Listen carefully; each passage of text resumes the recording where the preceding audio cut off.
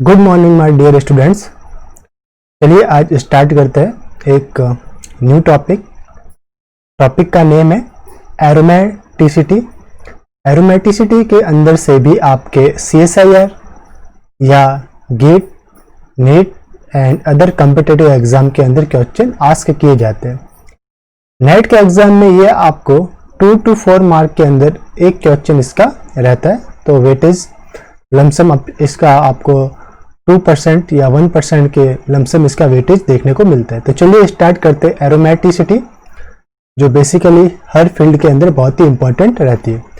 तो फर्स्ट चीज जो एरोमेटिसिटी से रिलेटेड है, कुछ वर्ड्स है जो एरोमेटिसिटी से डायरेक्टली रिलेटेड रहते हैं। लाइक फर्स्ट रहता है resonance energy, stability, potential energy, then उसकी हाइड्रेशन एनर्जी। ओके, ये सारे वर्ड्स एरोमेटिसिटी से रिलेटेड रहते हैं। मीन्स कोई कंपाउंड एरोमेटिक है तो ये वर्ड लाइक इसकी रेजोनेंस एनर्जी है, उसकी स्टेबिलिटी है, उसका पोटेंशियल एनर्जी है।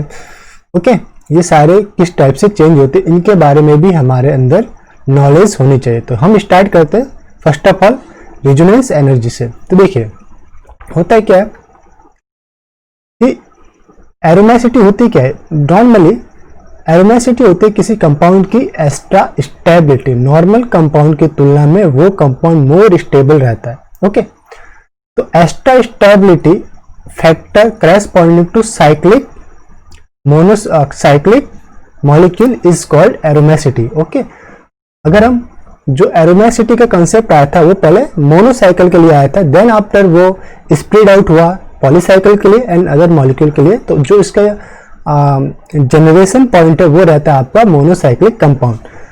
तो हम स्टार्ट करते हैं बेंजीन से, फिर हम जाते हैं monocyclic to bicyclic and polycyclic के ऊपर। तो फर्स्ट जो हमारे पास दे रखा है कंपैरिजन के लिए, like this one is benzene. Benzene की रेजोनेंस एनर्जी आपको यहाँ पे मैंने शो किया 36 कैलोरी या 36 किलो कैलोरी रहती है पर मोल। अब हमारे पास है स्ट्रक्चर नंबर बी जो कि नॉर्मली कहलाता है नैफ्थलीन। इसकी रेजोनेंस एनर्जी है हमारे पास 59, यानी कि 2 साइकिल के लिए resonance energy 59 kilo calorie per मोल है। एंड अगर 3 साइकिल फ्यूज्ड है तो उसके लिए रेजोनेंस एनर्जी है 51 किलो कैलोरी पर मोल। अब जनरली कंसेप्ट क्या कहता है कि अगर रेजोनेंस एनर्जी इंक्रीज होती है पर रिंग, अगर रेजोनेंस एनर्जी इंक्रीज है पर रिंग, तो आपकी उसकी एरोमेटिसिटी या आप कह सकते हो उसकी स्टेबिलिटी इज आल्सो इंक्रीजिंग। तो इसी टाइप से मैं इसको आपको बताता हूं कि अगर मैं बेंजीन की बात कर रहा हूं तो बेंजीन के अंदर ओनली 1 रिंग है, तो 1 रिंग के लिए आपके पास रेजोनेंस एनर्जी कितनी है 36 kilo calorie per mole. This one is 36 kilo calorie per mole. Highlighter use करते हैं, this one 36 kilo calorie per मोल। उसी टाइप से अगर मैं रेजोनेंस एनर्जी स्ट्रक्चर बी की बात करूं तो 2 रिंग के लिए 59 है, तो एक रिंग के लिए सपोज कीजिए मुझे इस सिंगल रिंग के लिए रेजोनेंस एनर्जी फाइंड अप करनी है, तो वो कितना होगा 59/2। तो 59 को 2 से डिवाइड करेंगे तो अप्रोक्सीमेट आपके पास कितना आएगा 28.5 समथिंग रहेगा। तो मैंने इसीलिए 28 किलो कैलोरी पर रिंग। इसी टाइप से अगर हम स्ट्रक्चर सी की बात करें तो स्ट्रक्चर सी के अंदर टोटल कितनी रिंग है 3 रिंग के लिए 71 किलो कैलोरी पर मोल है। अगर मैं ओनली 1 रिंग की बात करूं, इस रिंग की बात करूं, तो इसके लिए कितनी रेजोनेंस एनर्जी लगेगी रिक्वायर्ड, तो 71/3। तो ये रहेगी 71/3, तो अप्रोक्सीमेट आपको देखने को मिलेगी 23 किलो कैलोरी पर मोल। ओके, तो ये थी आपकी रेजोनेंस एनर्जी का कंसेप्ट। अब हमारे पास क्या क्राइटेरिया, क्या हमारे पास जो हमारा कंसेप्ट कहता है कि रेजोनेंस एनर्जी जो रहती है वो एरोमेटिसिटी के प्रोपोर्शनल रहती है। तो resonance energy proportional to aromaticity, this one. Okay, it means किसी मॉलिक्यूल में पर सिंगल रिंग, यानी पर single ring resonance energy increase होती है तो उसकी एरोमेटिसिटी भी इंक्रीज होती है, उसकी स्टेबिलिटी भी इंक्रीज होती जाती है। तो यहीं पे हमारे पास जो 3 स्ट्रक्चर दे रखे उस स्ट्रक्चर के अकॉर्डिंग हमारे पास क्या ऑर्डर आया, तो order number structure A is more aromatic compare to B and B is more aromatic compare to C. ऐसा क्यों हुआ, क्योंकि बेंजीन के अंदर ओनली 1 रिंग थी, यानी स्ट्रक्चर एक के अंदर 1 रिंग और उसकी जो आपको देखने को मिल रहा है रिजोनेंस एनर्जी वो है 36। स्ट्रक्चर बी में फ्यूज्ड रिंग था, बाइसाइक्लिक रिंग है और इसके लिए रिजोनेंस एनर्जी पर मॉलिक्यूल देखने को मिली वो थी 28 जो कि 36 से लोअर है। और अगर मैं स्ट्रक्चर सी की बात करूं तो इसके अंदर पर रिंग रेजोनेंस एनर्जी कितनी देखने को मिलेगी 23। तो 23 के लिए जो कि सबसे लोअर है, यानी कि सबसे लोअर है तो सबसे लेस स्टेबल होगा, सबसे लेस एरोमेटिक रहेगा ये सी। इसी टाइप से अब हमें दूसरा जो वर्ड हमारे पास रहता है वो है heat of hydration. This one is, इसे हमें हाईलाइट करना है, हीट ऑफ हाइड्रेशन। होता है क्या, जनरली जो अनसैचुरेटेड कंपाउंड्स रहते हैं जब उनकी रिएक्शन हाइड्रोजन से कराई जाती है तो उनका होता है रिडक्शन, और उस कंडीशन में कुछ हीट अमाउंट रिलीज होती है एटमॉस्फेयर के अंदर, यानी ये एक्सोथर्मिक रिएक्शन की तरह बिहेव करती है। तो सिंगल एल्किन या isolated alkene generally easily hydrogenate हो जाते हैं और वो हीट प्रोड्यूस करते हैं। तो अगर मैं एक आइसोलेटेड एल्कीन की बात करूं, अगर मैं उसका हाइड्रोजनेशन कराता हूं तो उससे जो एनर्जी रिलीज होती है तो उसे कहते हैं हीट ऑफ हाइड्रोजनेशन, और ये अनसैचुरेटेड एल्कीन सैचुरेटेड कंपाउंड के अंदर कन्वर्ट हो जाता है। तो ये आपका कन्वर्ट हो गया सैचुरेटेड कंपाउंड के अंदर। ओके, तो हमें ये देखना होता है कि अगर किसी मॉलिक्यूल में डबल बॉन्ड प्रेजेंट है, कॉन्जुगेटेड है या आइसोलेटेड डबल बॉन्ड है, ओके, या साइक्लिक डबल बॉन्ड है, ये सारे हमें फैक्टर चेक करने पड़ते हैं। देन हम फाइंड अप करते हैं उस मॉलिक्यूल के लिए हीट ऑफ हाइड्रोजनेशन। तो फुल ऑफ मॉलिक्यूल के लिए हीट ऑफ हाइड्रोजनेशन आता है, कितने डबल बॉन्ड है उससे फिर हम डिवाइड करते हैं और पर double bond heat of hydrogen check करते हैं। अगर हीट ऑफ हाइड्रोजन ज्यादा आ रहा है तो उसकी आपकी एरोमेसिटी क्या होगी, कम, यानी कि वो लेस स्टेबल है। अगर ज्यादा आ रहा है तो डेफिनेटली वो क्या करता है, हाइड्रोजन कैप्चर करके एनर्जी को रिलीज करेगा। अगर उसके लिए हीट ऑफ हाइड्रोजन लोअर है तो उसकी टेंडेंसी हाइड्रोजन एक्सेप्ट करने की नहीं होगी, क्योंकि उसे एनर्जी वो ज्यादा रिलीज नहीं कर पा रहा, इसलिए उसकी टेंडेंसी रहती है लोअर। उस कंडीशन में उसकी एरोमेसिटी क्या हो जाती है, इंक्रीज हो जाती है। ओके, यानी कि वो अनसैचुरेटेड है तो अनसैचुरेटेड ही रहना चाहता है। तो यही फैक्टर हमें कुछ काउंट करने पड़ते हैं। लाइक हमारे पास कुछ स्ट्रक्चर्स दे रखे हैं, यहाँ पे देखिए स्ट्रक्चर 1, 2, 3, 4 एंड 5। 1 में जो एल्कीन है वो सब इंस्टीट्यूटेड एल्कीन है, यानी कि इसके चारों ही यानी दोनों कार्बन पे दोनों सब इंस्टीट्यूट है। स्ट्रक्चर सेकंड की में बात करें तो कार्बन नंबर, मैं पहले कार्बन नाम देता हूं, दिस 1 2 1 2 1 2 1 2, दिस 1 एंड 2।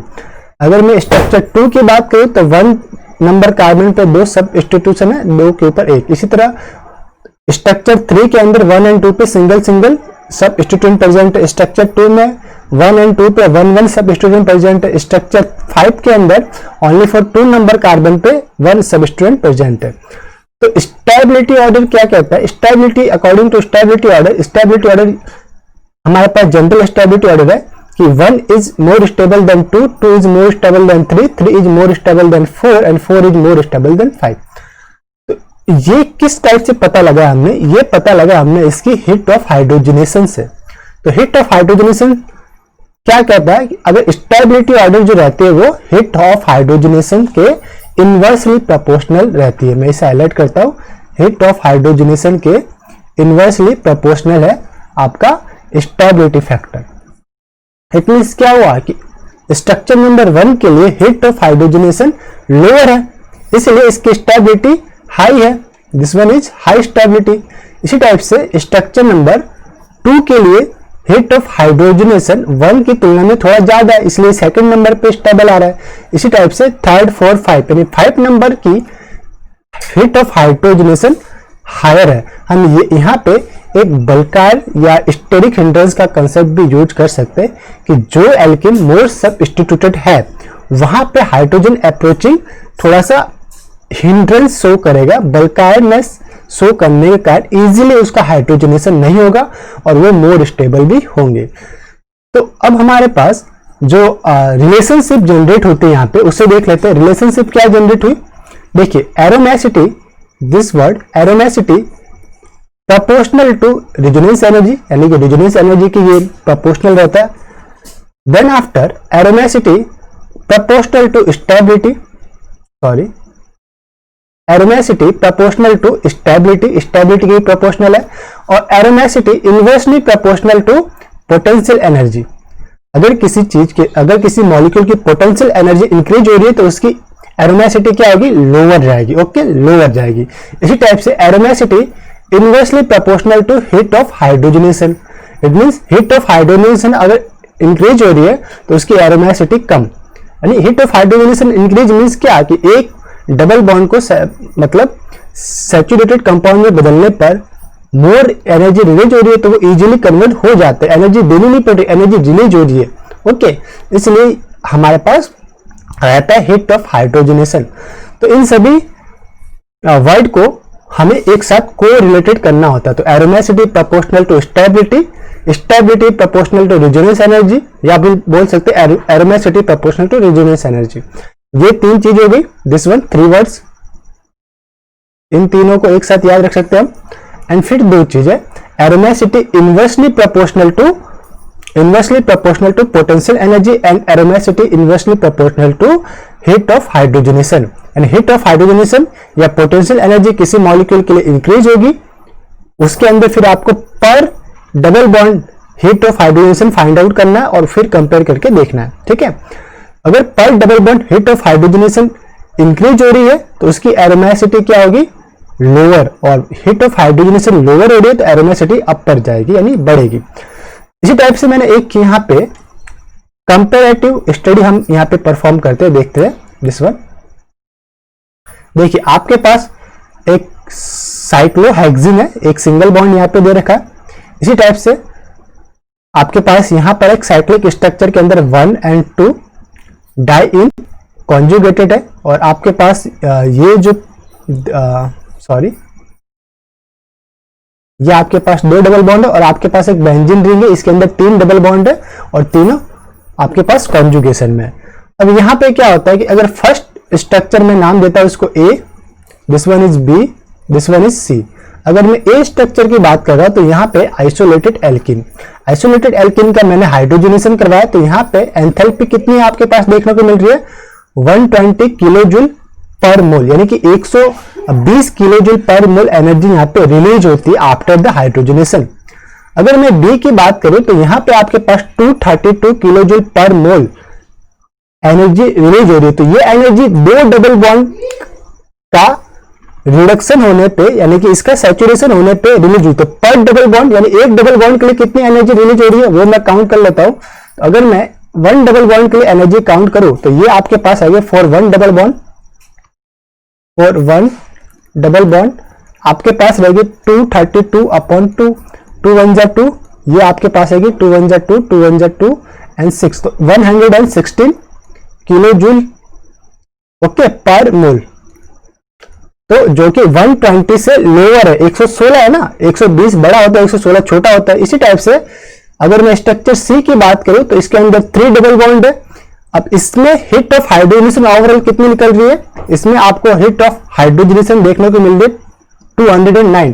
तो 1 डबल बॉन्ड के लिए, 1 डबल बॉन्ड के लिए हिट ऑफ हाइड्रोजनेशन कितना होगा 209 अपॉन 3, तो 3 6 जा 18, रिमेनिंग रहेंगे 2 एंड 9 29 और 3 7 जा 28, तो समथिंग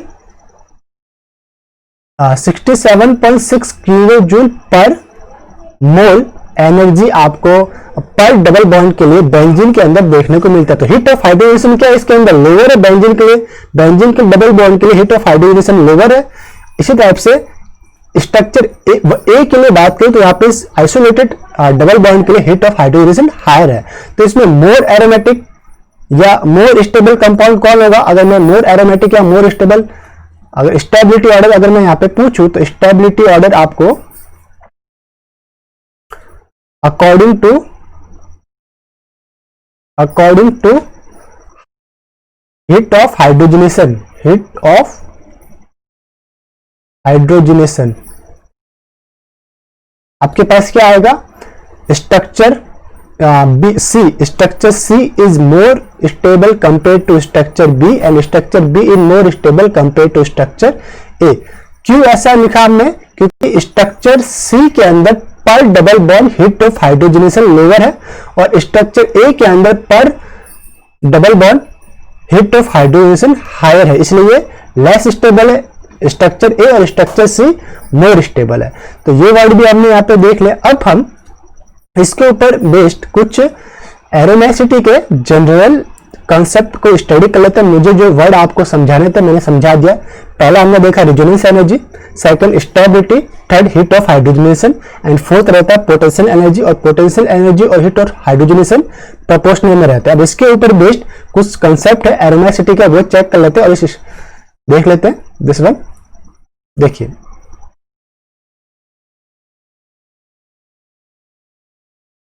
ये कुछ नोट्स है, इसे हम वन बाय वन इसके पॉइंट्स को स्टडी आउट कर लेते हैं। देख लेते हैं इसके अंदर एरोमेसिटी क्या चीज है कि aromaticity is a chemical property of organic aromatic compound having the following characteristics. कौन कौन से कैरेक्टरिस्टिक होते हैं? पहली चीज, ये मेनली प्रोपोर्शनल होते हैं स्टेबिलिटी से। तो फर्स्ट पॉइंट क्या है कि it has high degree of stability. Second point क्या है इसके अंदर, इट सोर्स जो भी एरोमेटिक कंपाउंड होंगे वो हमेशा इलेक्ट्रोफिलिक सब्स्टिट्यूशन रिएक्शन शो करते हैं, क्योंकि वो डबल बॉन्ड का रिडक्शन नहीं करना चाहती है, डबल बॉन्ड को सिंगल बॉन्ड में बदलना नहीं चाहते। तो इस कंडीशन के लिए जो डबल बॉन्ड के ऊपर सब्स्टिट्यूएंट प्लेस्ड रहते हैं उसको वो सिर्फ रिप्लेस करते हैं, यानी कि सब्स्टिट्यूट होते हैं, डबल बॉन्ड सिंगल बॉन्ड में कन्वर्ट नहीं होता। इसलिए कि it shows electrophilic substitution reaction rather than electrophilic addition. अगर इलेक्ट्रोफिल को ऐड कर दोगे तो डबल बॉन्ड सिंगल बॉन्ड में कन्वर्ट हो जाएगा, तो उस कंडीशन में वो एरोमेटिक रहेगा नहीं, स्टेबिलिटी डिक्रीज हो जाएगी।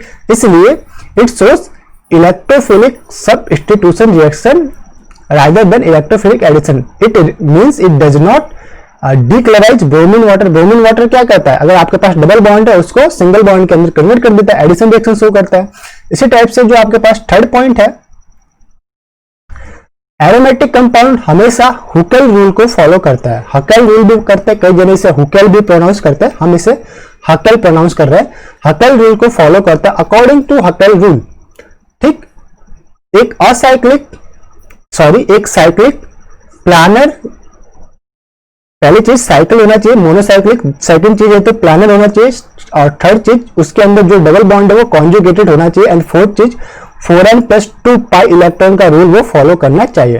तो aromatic compound follow Huckel rule according to which cyclic planar conjugated species having 4n+2 pi electron, और n की वैल्यू क्या रख सकते हैं हम, 0, 1, 2, 3, 4। ओके, ये हम इस एरो में रख सकते हैं। तो अगर इसको फॉलो आउट कर रहा है कोई मॉलिक्यूल तो वो आपका कहलाएगा aromatic. Third one is there is a diamagnetic ring current. ठीक है, मॉलिक्यूल के अंदर कैसा होगा, डायमैग्नेटिक रिंग करंट। इसके अकॉर्डिंग इसके प्रोटॉन्स जो रहेंगे वो शिल्डिंग और डिशिल्डिंग में रहेंगे, इसे मैं हायर वर्जन में आपको समझाऊंगा। फोर्थ या fifth one is each carbon must be sp2 hybridize और sp हाइब्रिडाइजेशन। ऐसा क्यों बताया मैंने, अनसैचुरेटेड कंपाउंड होना चाहिए आपके पास। जो सैचुरेटेड कंपाउंड है वो एरोमेटिक देखने को नहीं मिलते, अनसैचुरेटेड ही देखने को मिलते हैं। तो ये होना चाहिए आपके पास sp2 हाइब्रिडाइज या sp hybridize. Six one is it has high degree of stability due to field bonding molecular orbital. Okay, अब कुछ एग्जांपल है एरोमेटिक कंपाउंड के, उसे देख लेते हैं। ये हमारे पास benzene, this one is aromatic रहता है, बेंजीन है। बेंजीन के अंदर कितने पाई इलेक्ट्रॉन होते हैं, एक double bond 2 pi electron contribute करता था, 2, 4 एंड 6, तो 6 पाई इलेक्ट्रॉन हो गए। अब फॉर्मूला में कैसे प्लेस करेंगे, देखिए फॉर्मूला क्या था, 4n+2 पाई का फॉर्मूला है, n इक्वल्स टू 1 प्लेस कीजिए यहाँ पे, n इक्वल्स टू 1, तो क्या हो जाएगा 4 मल्टीप्लाइड बाय 1 प्लस 2, तो 4 1 जा 4 प्लस 2 कितना आ गया 6, तो 6 पाई इलेक्ट्रॉन आने चाहिए तो वो एरोमेटिक होगा। बेंजीन के अंदर 6 पाई इलेक्ट्रॉन होते हैं, 2 मल्टीप्लाइड बाय 3, 2, एक जो डबल बॉन्ड है वो 2 पाई इलेक्ट्रॉन कंट्रीब्यूट करता है, और टोटल कितने 3 डबल बॉन्ड है, तो ये हो गया आपके पास 6 पाई इलेक्ट्रॉन, तो ये एरोमेटिक है। इसी टाइप से ये आपके पास है प्रोपीन, साइक्लोप्रोपीन कैटायन है आपके पास। इसके अंदर क्या होता है कि एक कार्बन के ऊपर पॉजिटिव चार्ज होता है और ये कॉन्जुगेट भी करता है। देखिए बेंजीन के अंदर जो डबल बॉन्ड है वो भी कॉन्जुगेट करते हैं, बेंजीन प्लानर होता है, ठीक है, कॉन्जुगेट करता है, साइक्लिक है, और फोर्थ जो आपका है वो 4n+2 pi electron rule follow करता है। इसी टाइप से दिस 3 मेंबर रिंग जिसमें भी ये आपका कॉन्जुगेटेड रहता है, ठीक, डबल बॉन्ड कैसा रहता है, कॉन्जुगेटेड, ये यहाँ पे जाएगा पॉजिटिव चार्ज, यहाँ पे आएगा, इस टाइप से रोटेशन होता जाता है। इसे मैं नेक्स्ट स्लाइड के अंदर आपको डिटेल से बताऊंगा। तो इसके अंदर कितने पाई इलेक्ट्रॉन रहते हैं, देखिए n की वैल्यू अगर हम 0 प्लेस करें, इफ n इक्वल टू 0, उस कंडीशन में क्या आता है हमारे पास 4 मल्टीप्लाइड बाय 0 प्लस 2, तो 0 प्लस 2 इक्वल टू कितना आ गया 2 पाई इलेक्ट्रॉन, और यहाँ पे 2 पाई इलेक्ट्रॉन है तो ये भी कैसा हो गया, एरोमेटिक हो गया। इसी टाइप से ये आपके पास cyclopenta dienyl, okay, this one is cyclopenta dienyl, highlight करता हूं मैं इसे, साइक्लोपेंटा डाइइनाइल। इसमें n की वैल्यू आपको कितनी पुट आउट करनी है, 1, n इक्वल टू 1 पुट करेंगे। यहां पे अगर आप n equal to 1 put out करेंगे तो आपके पास वैल्यू कितनी आएगी, देखिए मैं यहां पे सॉल्व आउट कर देता हूं, इसे ऊपर रब कर देता हूं,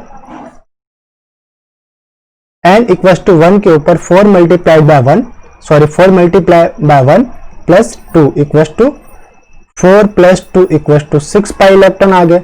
अब देखिए दो डबल बॉन्ड के कारण 4 पाई इलेक्ट्रॉन और एक आपके पास कार्बन के ऊपर lone pair present, lone pair means negative charge present है, वो नेगेटिव चार्ज 2 इलेक्ट्रॉन कंट्रीब्यूट करता है आपको, यानी कि 2 पाई इलेक्ट्रॉन कंट्रीब्यूट करेगा, तो टोटल कितने जगह 6 पाई इलेक्ट्रॉन, इसलिए ये क्या हो गया एरोमेटिक। इसी टाइप से आपके पास है एक ट्रोपोलियम कैटायन, ये क्या है आपके पास ट्रोपोलियम कैटायन,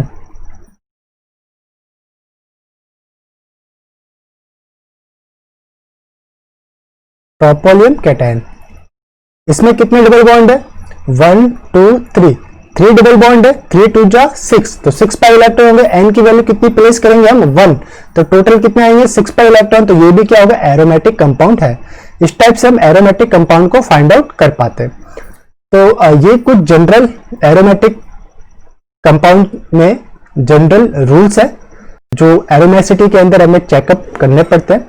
फिर एक कुछ पॉइंट्स है जिसके बारे में मैं आपको नेक्स्ट लेक्चर के अंदर डिटेल स्टडी कराऊंगा। इस लेक्चर को हम यहीं पे स्टॉप करते हैं, मिलते हैं नेक्स्ट लेक्चर के अंदर जिसमें एरोमेसिटी के कंसेप्ट को जारी रखते हुए आगे के पॉइंट स्टडी करेंगे। तो मिलते हैं नेक्स्ट लेक्चर के अंदर, तब तक के लिए हैव अ नाइस डे, खुश रहिए, मुस्कुराते रहिए, once again have a nice day.